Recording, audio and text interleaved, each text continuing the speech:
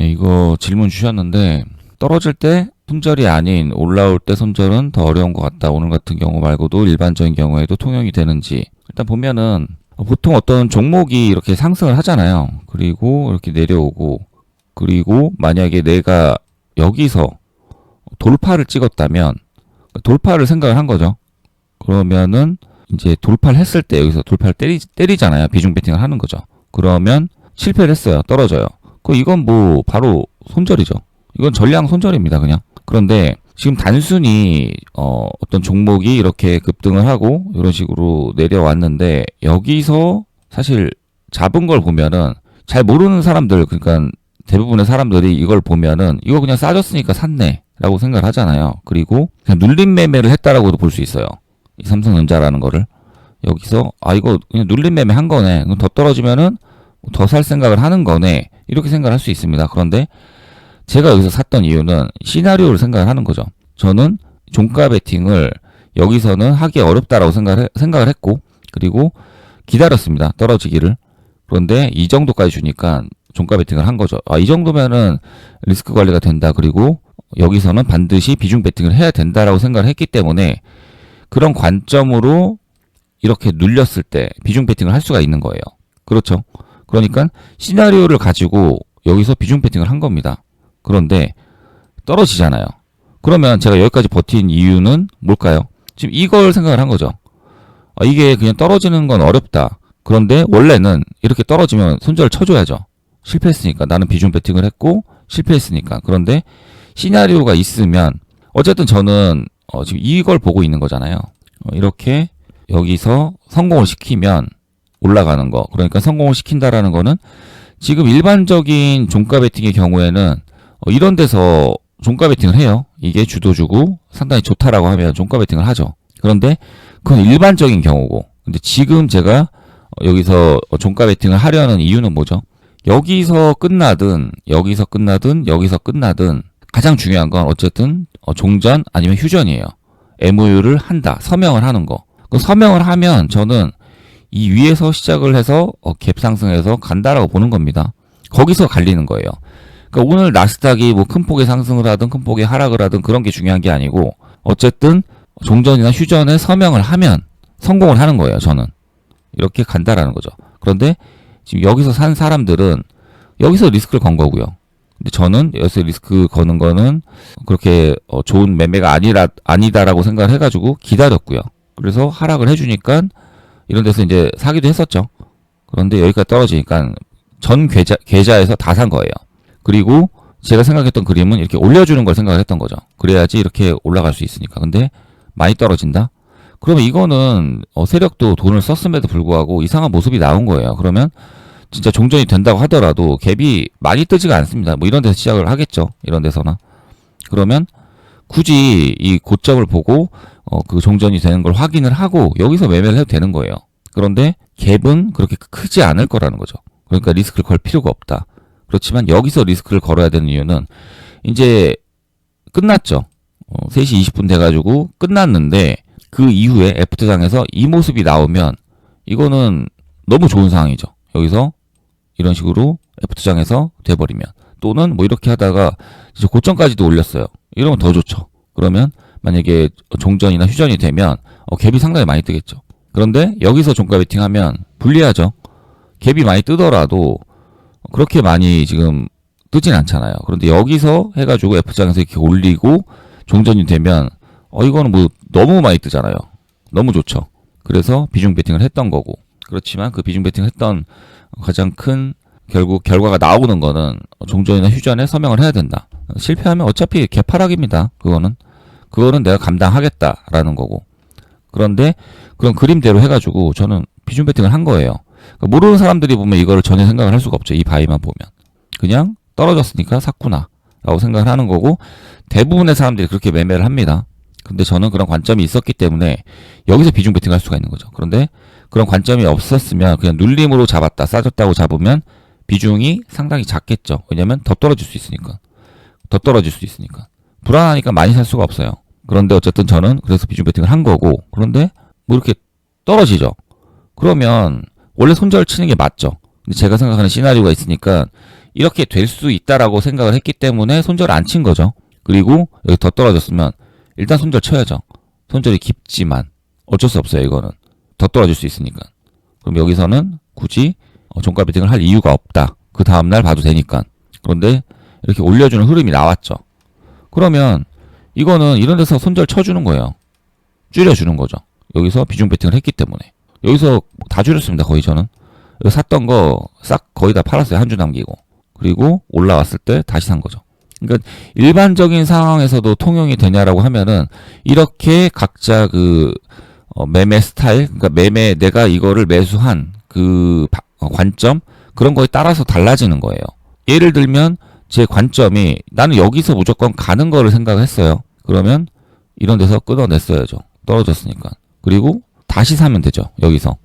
그런데 제가 버텼던 이유는 이거는 제가 설명했던 그런 관점대로 돈이 들어왔고 여러 가지 설명했던 거 있잖아요. 전 영상에서. 그렇기 때문에 이거는 좀 손절이 좀 깊더라도 버텨볼 만하다. 왜냐면 이게 그냥 끝날 수가 있을까? 그냥 떨어질 수 있을까?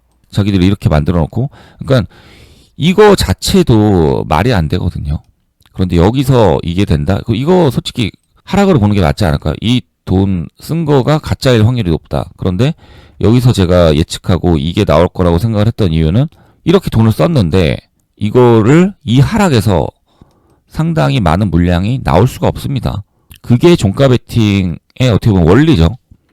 얘네들을 이런 데서 그냥 떨어지면은 이거 그냥 여기서 돈 쓰고 다 팔고 나갔네라고 생각을 할 수 있죠. 그런데 갭이 뜬 상황에서 이 시간까지 계속 버텨줬어요.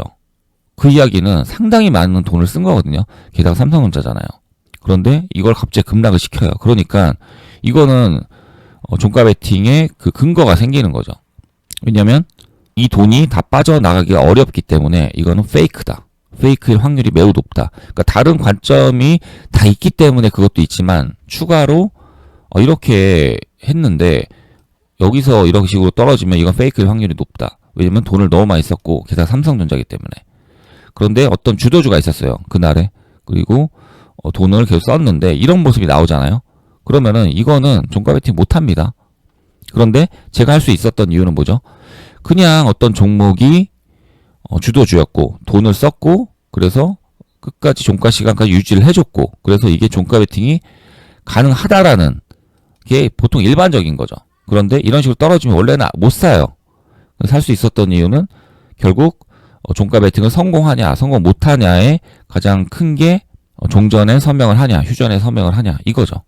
서명하면 성공이고요. 서명 안 하면 실패입니다. 그렇기 때문에 여기서는 종가 베팅이 가능한 거죠. 일반적인 돈이 들어왔고 이게 주도주고 그런 거와는 다른 거죠.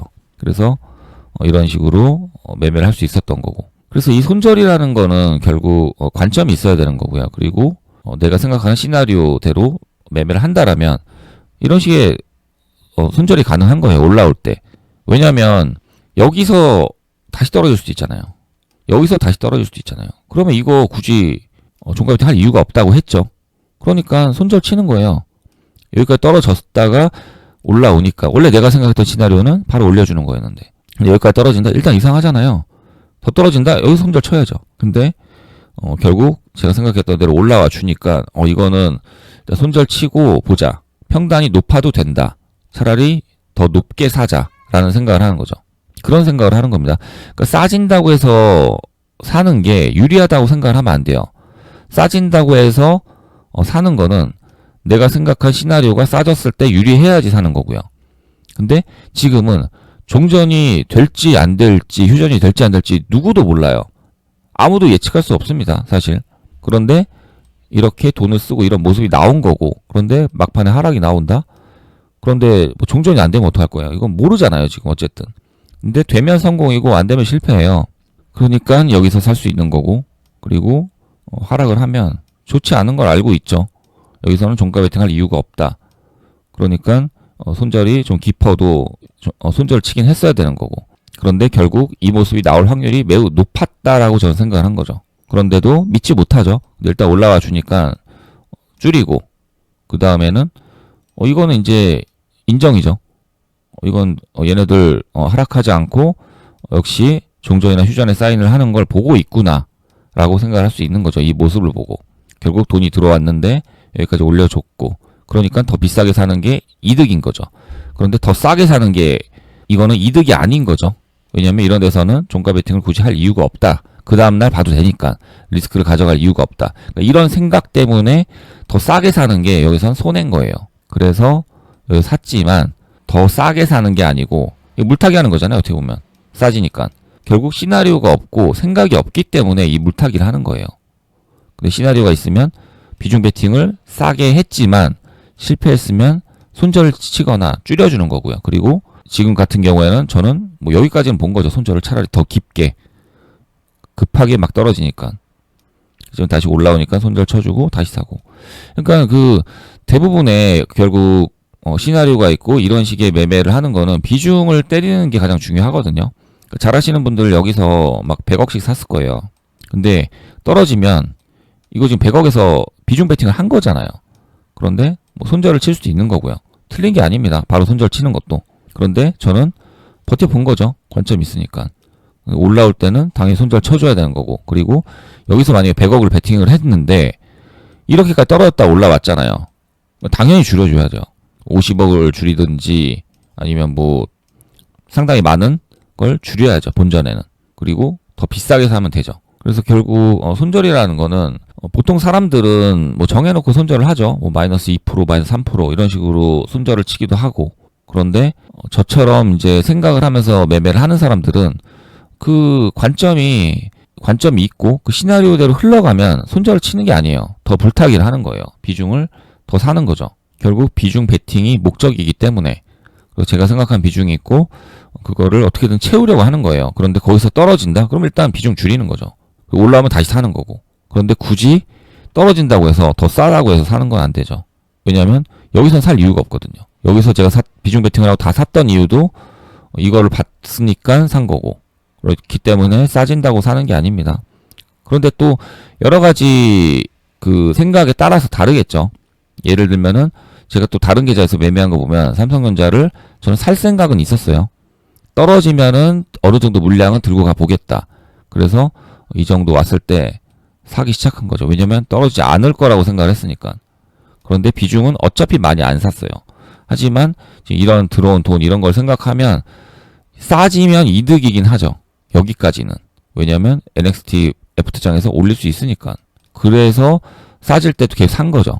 근데 여기서 들고 있었으면 이거는 싸진다고 사는 게 아니고 손절이죠. 그리고 다시 사야겠죠.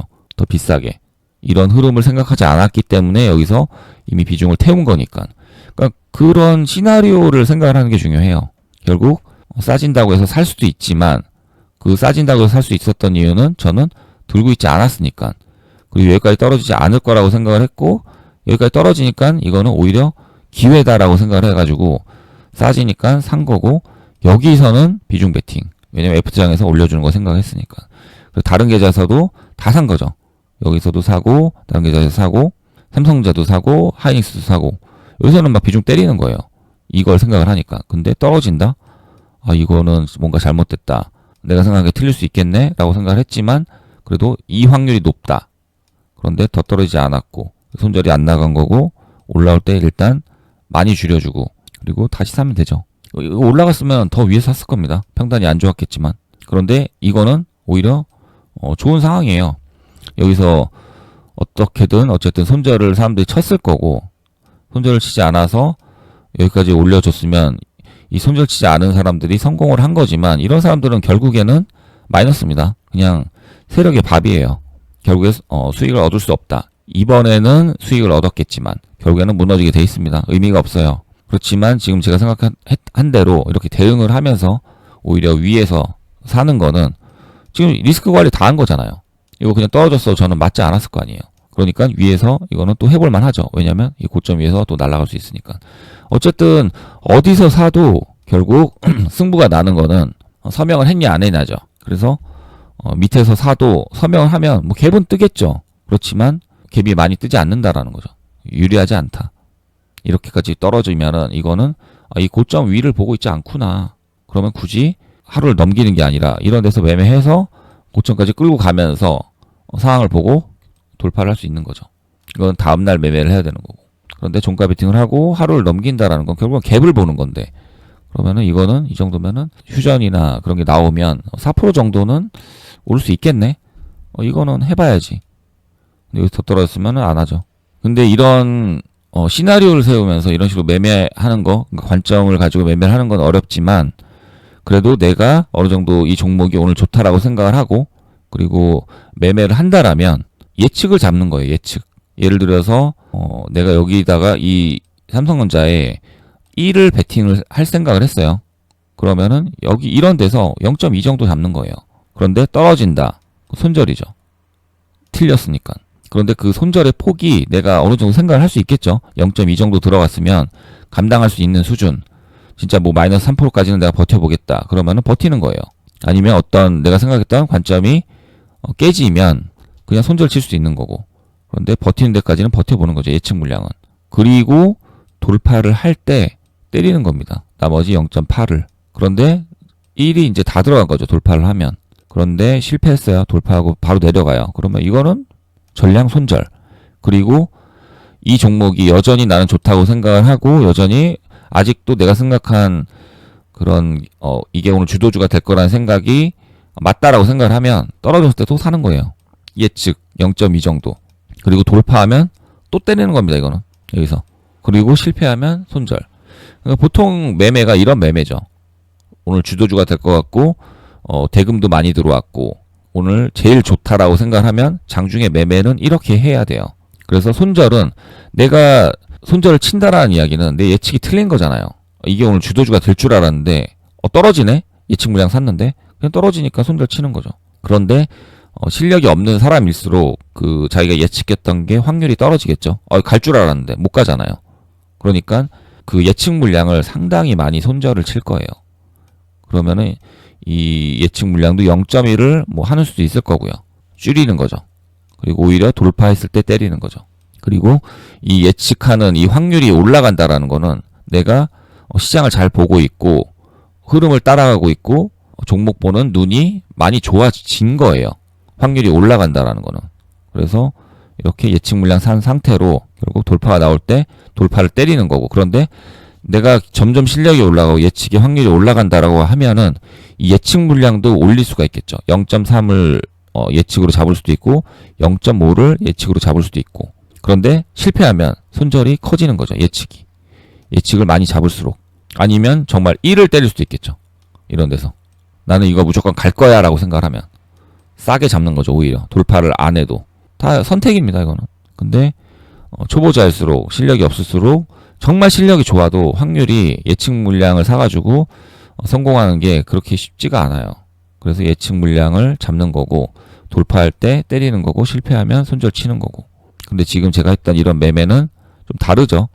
시나리오를 세우고 제가 생각했던 그런 그림대로 흘러가는지 안 가는지. 그래서 떨어지는 거는 오히려 싸게 사는 게 아니다. 이거는 사면 안 된다 라고 생각을 하고 올라올 때 줄이고 비중 베팅 했으니까 다시 사는 거죠. 어쨌든 계속 주식은 파고들면 파고들수록 어려운 게 맞거든요. 그래서 너무 조급하게 생각하지 마시고 계속 하셨으면 좋겠습니다. 네, 영상 여기까지 하겠습니다.